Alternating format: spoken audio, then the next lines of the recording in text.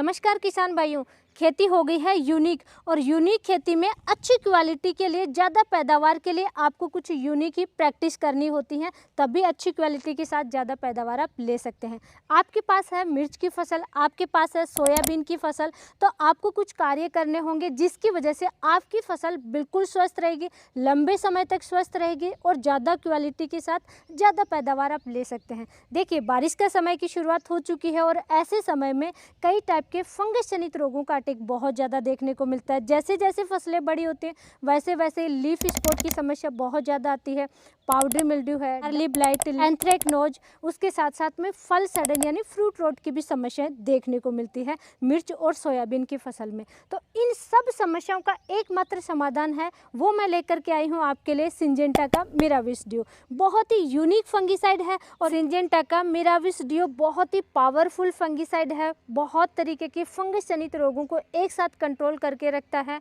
सबसे अच्छी बात होती है इसमें टेक्निकल कंटेंट बहुत ही यूनिक है, ड्यूअल मोड ऑफ एक्शन आता है। इसमें पाइडिफ्लूमेटाफेन और डाइफेनाकोनाजोल का कॉम्बिनेशन है। तो पाइडिफ्लूमेटाफेन बाकी किसी फंगिसाइड में नहीं आता, सिर्फ और सिर्फ सिंजेंटा के मिराविस डियो में ही आता है। तो इसलिए ये बहुत ही यूनिक फंगिसाइड है।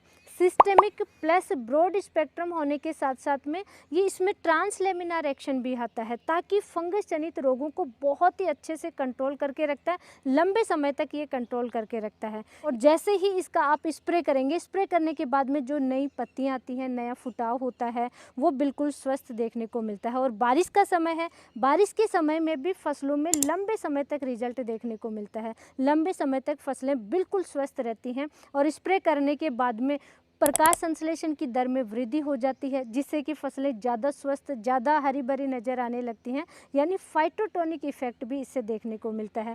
फसलें तनाव मुक्त रहती हैं। उसकी वजह से क्या होगा, अगर आप जैसे फुटाव का समय उसी समय आप स्प्रे करेंगे तो ज़्यादा प्रोडक्टिव ब्रांचेज ज़्यादा निकलती हैं, जिन पे ज़्यादा फल लगते हैं ऐसी शाखाएँ ज़्यादा निकलती हैं, फ्लावर्स ज़्यादा निकलते हैं, फल सेट ज़्यादा होते हैं, प्रोडक्शन ज़्यादा मिलता है और अच्छी क्वालिटी के साथ ज़्यादा प्रोडक्शन मिलता है। शॉर्ट में अगर मैं इसके बेनिफिट की बात करूं तो अच्छी क्वालिटी के साथ ज़्यादा प्रोडक्शन चाहिए तो आपको सिंजेंटा के मिराविस डियो का इस्तेमाल करना चाहिए। अगर फंगस जनित रोगों का अटैक नहीं है, मौसम खराब है, आपको लगता है कि फसलों में रोग आ सकते हैं, तो पहले ही स्प्रे कर देना चाहिए ताकि किसी भी टाइप के रोगों का अटैक ही नहीं हो। अगर आपकी फसल में फंगस जनित रोगों का अटैक हो चुका है तो आपको तुरंत इसका स्प्रे कर देना चाहिए, आपकी फसलें बिल्कुल स्वस्थ हो जाएंगी।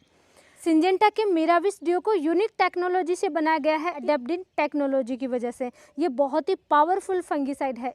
इसकी बात की जाए दोस्तों, अभी जैसे कि मिर्च की फसल है, बारिश का समय है, मिर्च की फसल पूरी साल भर हर स्टेट में मिर्च की खेती करते हैं किसान भाई। पंजाब, हरियाणा, राजस्थान, उत्तर प्रदेश, मध्य प्रदेश, गुजरात, महाराष्ट्र, कर्नाटक, वेस्ट बंगाल, हर जगह मिर्च की खेती करते हैं। मिर्च की फसल में लीफ स्पॉट की समस्या बहुत ज़्यादा आती है। उसके अलावा पाउडर मिल्ड्यू, एंथ्रेक्नोज, फल सड़न, फ्रूट रोट की समस्या बहुत ज़्यादा देखने को मिलती है। उनको बहुत इफेक्टिव रूप से कंट्रोल करेगा। और मिर्च में ज़्यादा प्रोडक्शन चाहिए तो आपको कम से कम 3 बार इसका स्प्रे जरूर करना चाहिए।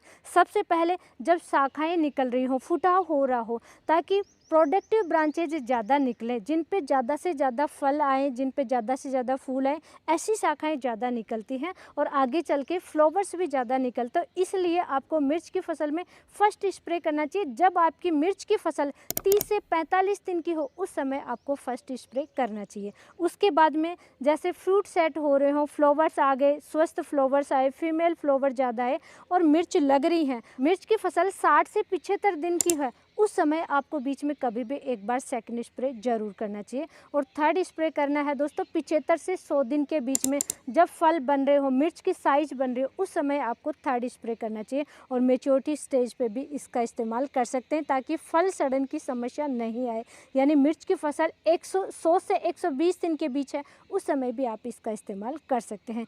3 से 4 बार आप मिर्च की फसल में इसका स्प्रे कर सकते हैं और परफेक्ट डोज होती है 1 ml पर लीटर के हिसाब से तैयार करके स्प्रे करना चाहिए। सेकंड दोस्तों, इस समय सोयाबीन की खेती भी किसान भाई बहुत ज़्यादा करते हैं। सोयाबीन की फसल में भी आपको इसका इस्तेमाल जरूर करना चाहिए ज़्यादा पैदावार के लिए। सोयाबीन की फसल में लीफ स्पॉट जैसे कि सर्कस पोरा है या ब्राउन स्पॉट है, ऐसी समस्याएं बहुत ज़्यादा देखने को मिलती हैं। तो सभी प्रकार की फंगस जनित रोगों को कंट्रोल करने में सक्षम है। सोयाबीन की फसल में स्प्रे फ्लोरिंग स्टेज में करना चाहिए। उससे क्या होगा, फ्लावर्स हैं वो ड्रॉपिंग की समस्या नहीं आती, ज़्यादा फलियां सेट होती हैं, फलियां ज़्यादा बनती हैं, फलियों में दाने का भराव बहुत अच्छा होता है, फलियां खाली नहीं रहती हैं और एक समान दाने का भराव होता है। उसकी वजह से अच्छी क्वालिटी के साथ ज़्यादा पैदावार सोयाबीन की फसल में आप ले सकते हैं। और सोयाबीन की फसल में परफेक्ट डोज होती है 160 ml प्रति एकड़ के हिसाब से।